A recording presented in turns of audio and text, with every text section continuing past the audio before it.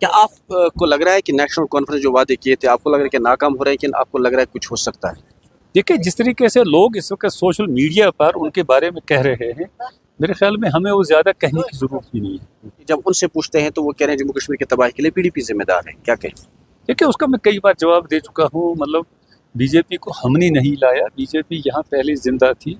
आपको याद होगा कि मैंने पहले भी कहा है कि 47 में भी जब इलाहाक हुआ है, उस वक्त BJP part of the government थी, एक और नाम से। तो ये तो उस वक्त से यहाँ है, ये कोई नई जमात हमने नहीं लाई। और हमने ला के 370 का बचाव किया, हमने ला के 35A का बचाव किया। जब तक हम थे किसी ने छेड़ा भी नहीं था, और जिस वक्त हम हटे गवर्नमेंट से उसके बाद सारी चीज़ें।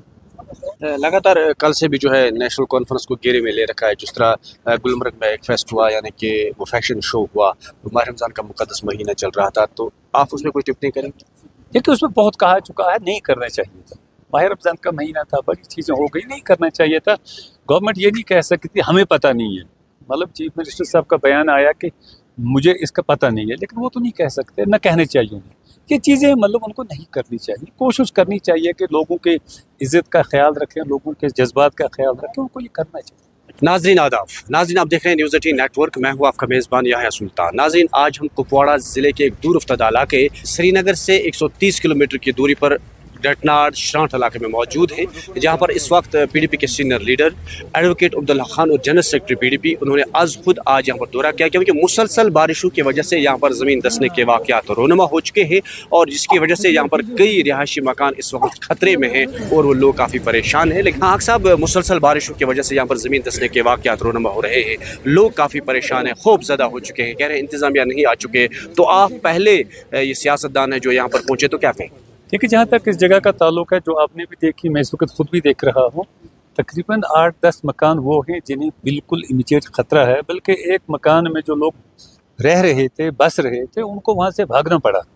और ये मसलसल जो पीछे से स्लाइड आ रही है, इससे और भी ज़्यादा परेशानियाँ लाक हैं।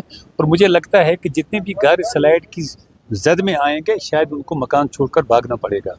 तो लिहाजा मैंने जो देखा, लोग परेशान हैं, तो मेरी हुकूमत से गुजारिश होगी, ख़ासकर मैं डिस्ट्रिक्ट एडमिनिस्ट्रेशन से कहूँगा कि इमीडिएटली आए, इसके लिए गुंजाइश निकालें। यहाँ 2 किस्म के काम हो सकते हैं। एक तो यह है कि स्लाइड को इमीडिएटली प्रोटेक्शन देनी है ताकि ये मकान बच जाएं। दूसरा यह है कि लॉन्ग टर्म में यह है कि लॉन्ग टर्म में इसके साथ प्लांटेशन होनी चाहिए ताकि ये लॉन्ग टर्म भी इसका ट्रीटमेंट हो जाए। तो ये बड़ा ज़रूरी है काम करना, इसीलिए मैं यहाँ भी आया हूँ। मुझे यकीन है कि ये इसका नोटिस जो है वो बड़ी लेवल पर भी लिया जाएगा और डिस्ट्रिक्ट एडमिनिस्ट्रेशन में।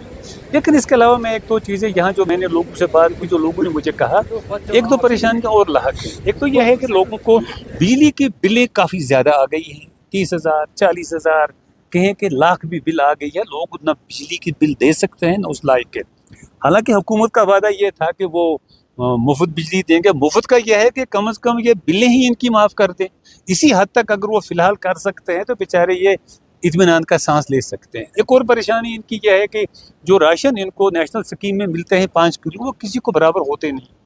तो मेरी हुकूमत से गुजारिश होगी कि वो, चूँकि हुकूमत नई आई है, उन्होंने ये कहा कि हम लोगों के नुमाइंदे हैं और हैं भी नुमाइंदे, इलेक्टेड गवर्नमेंट है, उनको चाहिए कि यहाँ का ये राशन बढ़ाएं ताकि लोगों को राशन अवेलेबल हो, क्योंकि मार्केट में भी राशन अवेलेबल है नहीं, और अगर कहीं अवेलेबल भी है तो बहुत महंगा है। तो ये मेरा हुकूमत से मुतालबा होगा कि ये 2 जो मामले हैं इसकी तरफ पूरी तवज्जो दें।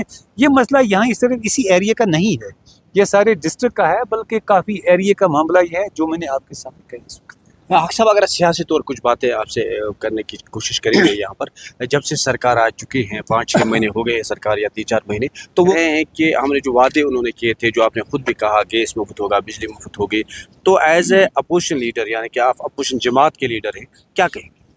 देखिए, जिस आदमी पर या जिस गवर्नमेंट पर लोगों ने भरोसा किया, उसको किसी भी कीमत पर यह कहने का हक नहीं बनता है कि हम ये कर नहीं सकते, न उन्हें यह कहना चाहिए। क्योंकि जब लोग किसी पर भरोसा करते हैं, इस वास्ते करते हैं कि वो उनके काम करेंगे। मतलब जिस वक्त हम गवर्नमेंट में थे, हमें जो काम जिम्मे थे, हमने कोशिश की वो काम करने की। इसी तरह जब आज इनका टाइम है, इन्हें चाहिए कि जो इन्होंने काम जिम्मे लिए हैं, चाहे वो मुफ्त बिजली की बात हो, राशन की बात हो, गैस की बात हो, जो इन्होंने काम जिम्मे लिया है वो इन्हें करने चाहिए। फ़र्ज़ करें उन्होंने बजट में ये कहा है कि जो لاسٹ اسکیم ہے اے وائی والی اسکیم، ان کو ہم دے دیں گے یہ بجلی فری، تو وہ تو کوئی پرسنٹیج ہے بھی نہیں. ان کو چاہیے کہ وہ جو انہوں نے ایمنیسٹی کی بات کی تھی، 200 یونٹ وہ فری کی بات کی تھی، وہ کی تھی انہوں نے ساری اسٹیٹ کے لیے، سب لوگوں کے لیے. تو ان کو یہ تو ان کو کہنے کا یہ گنجائش ہی نہیں بنتی ہے کہ کوئی یہ کہہ دے میں کر نہیں سکتا ہوں. وہ کیسے کہہ سکتا ہوں؟ ان کو نہ کہنا چاہیے یہ.